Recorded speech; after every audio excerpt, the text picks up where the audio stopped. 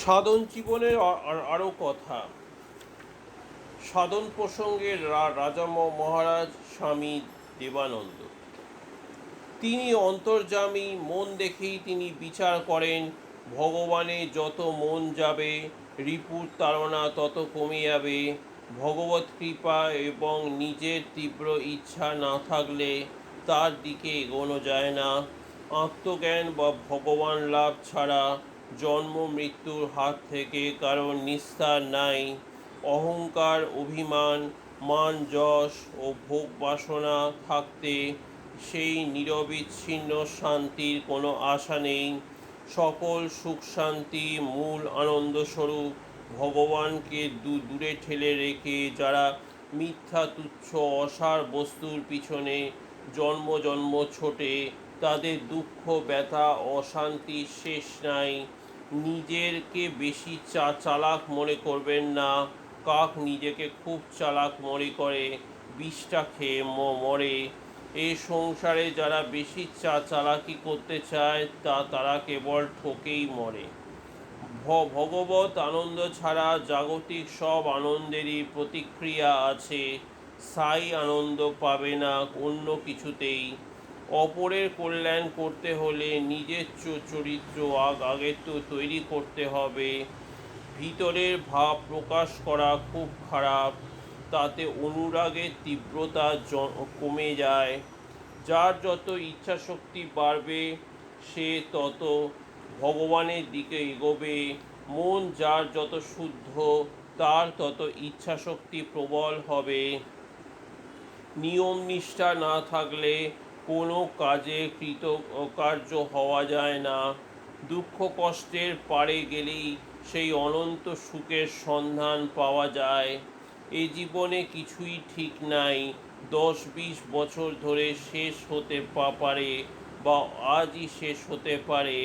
তাই পথের সম্বল যত শীঘ্র করা যায় ততই ভালো। যাতে জীবনে যথার্থ সদ্ব্যবহার হয় তার চেষ্টা করতে হবে। ব্রহ্মচর্য অতীত কোনো বড় ভাবে ধারণা হয় না। শরীর ও মনের ও মস্তিষ্কের পূর্ণ বিকাশ করতে হলে ব্রহ্মচর্য পালন করা চাই। বাইরে মৌন না হয়ে ভিতরে মৌন হওয়ার চেষ্টা করাই ভালো। অনাবশ্যক কথাবার্তা বন্ধ করলেই মৌন থাকার ফল হবে। সাধু গৃহস্থের নিকট যে কোনো ভিক্ষা গ্রহণ করলেই সাধুর শুভকর্মের ফল গৃহস্থ লাভ করে। মাধুকরীর অন্ন খুব শুদ্ধ, তাই ভালো সাধুরা ছত্রের অন্ন না নিয়ে মাধুকরীর অন্ন নিয়ে থাকেন। জীবনকে নিয়মিত করতে হবে, তাতে শরীর ও মন ভালো থাকবে। সুস্থ শরীরে 4 ঘন্টা নিদ্রা যথেষ্ট, 5 ঘন্টার বেশি ঘুম রোগ বিশেষ। অনিত্য পদার্থে যার যত আসক্তি তার ততই অশান্তি। মানুষকে ভালো না বাসলে মানুষের ভিতর যিনি আছেন তাকে পাওয়া যাবে না। ভগবানকে লাভ করতে হলে নিজের প্রাণটা ভালোবাসায় পবিত্রতায় পূর্ণ করে ফেলতে হবে। যদি একসঙ্গে এই মুহূর্তে সব তীর্থের ফল পেতে চাও তবে চলে যাও দক্ষিণেশ্বর। দক্ষিণেশ্বরে সব তীর্থের মেলা। নিজের ভাব বেশি লোকের কাছে বলা ঠিক নয়, বিশেষ যারা বিরুদ্ধাভাবাপন্ন, তাতে ভাবের হানি হয়। মানুষ জন্ম কত দুর্লভ। একমাত্র মানুষ জন্মেই ভগবান লাভ হয় এবং তা করতে হবে। এই জন্মে খেটে খুঁটে মনটাকে এমন জায়গায় নিয়ে যেতে হবে যেন আর জন্মাতে না হয়। নৈতিক জীবনে সুদৃঢ় ভিত্তির ওপরই আধ্যাত্মিক জীবনে শান্তি মন্দির প্রতিষ্ঠিত, একথা সর্বদাই মনে রাখতে হবে। কামনা বাসনা বা প্রকৃতির দাসত্ব ছেড়ে দিয়ে বিবেক, বৈরাগ্য, ত্যাগ, তপস্যা, সংযম, আশ্রয় গ্রহণ না করা পর্যন্ত দুঃখের চিরনিবৃত্তি বা সুখ শান্তি লাভ হয় না। ব্রহ্মচর্য কি জানো? সত্য কথা বলা, জিতেন্দ্রিয় হওয়া, মন ও বাক্যের সংযম, মদ মাংস না খাওয়া, হিংসা দেশ ও ঘৃণা না করা। যে যে দ্বাদশবর্ষ ব্রহ্মচর্য পালন করতে পারে তার আর ভাবনা কি? ব্রহ্মচর্য চাই। গীতায় ভগবান বলেছেন, বর্ধমান পরিত্যাজ্য মামেকং শরণং ব্রজ। যা কিছু সব ত্যাগ করে আমাকে শ্রী ভগবানকে আশ্রয় করো, শরণাগত শরণাগত। এছাড়া এ যুগে আর গতি নেই। তার শরণাগত হয়ে পড়ে থাকা এই যুগের আর সহজ রাস্তা নেই।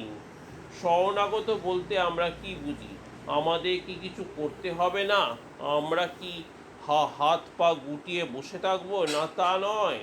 তার কাছে সরল প্রাণে সর্বদা প্রার্থনা করতে হবে, হে প্রভু, আমি ভালো মন্দ কিছুই জানি না, আমি তোমার আশ্রিত, আমার যা অভাব তা তুমি পূরণ করে দাও। যে রাস্তায় চললে আমার কল্যাণ হবে সেই রাস্তায় নিয়ে চলো, তোমার স্মরণ মনন করবার শক্তি দাও।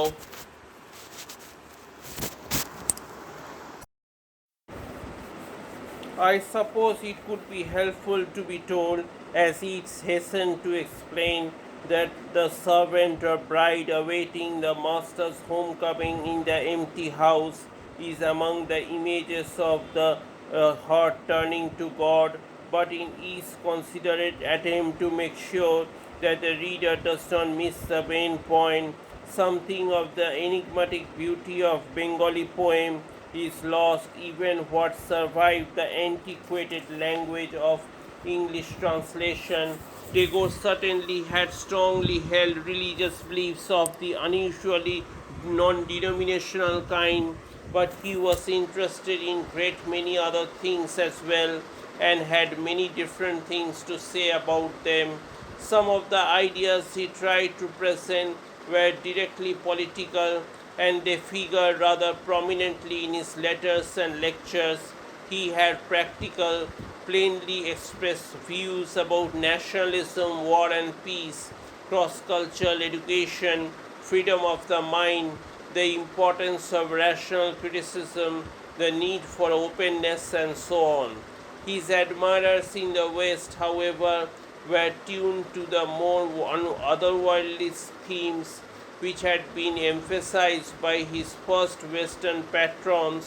People came to his public lectures in Europe and America expecting ruminations on grand, transcendental themes, where they heard instead his views on the way public leaders should behave. There were there was much there was some resentment, particularly as E.P. Thompson reports, when he delivered political criticism at $700 a scroll. Reasoning in freedom. For Tagore, it was of the highest importance that people be able to live and reason in freedom. His attitudes towards politics and culture, nationalism and internationalism, tradition and poetry can all be seen in the light of his belief.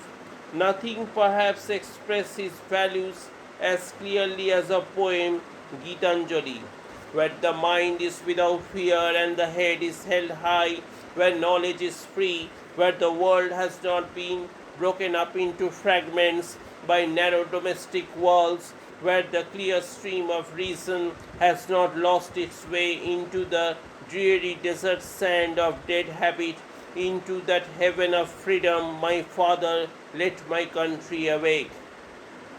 Rabindranath's qualified support for nationalist movements and his opposition to the unfreedom of alien rule came from the commitment, so did his reservations about patriotism, which he argued can limit both the freedom to engage ideas from outside and the freedom also to support the causes of people in other countries.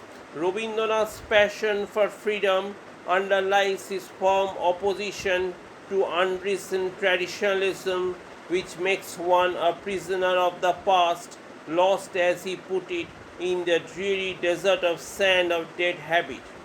Tagore illustrates the tyranny of the past in his amusing yet deeply serious parable Kartar Bhoot, the ghost of the leader, as the respected leader of an imaginary land is about to die. His panic stricken followers request him to stay on after his death to instruct them on what to do. He consents, but his followers find their lives are full of rituals and constraints on everyday behavior and are not responsive to the world around them. Ultimately, they request the ghost of the leader to relieve them of his domination, where he informs them that he exists only in their minds.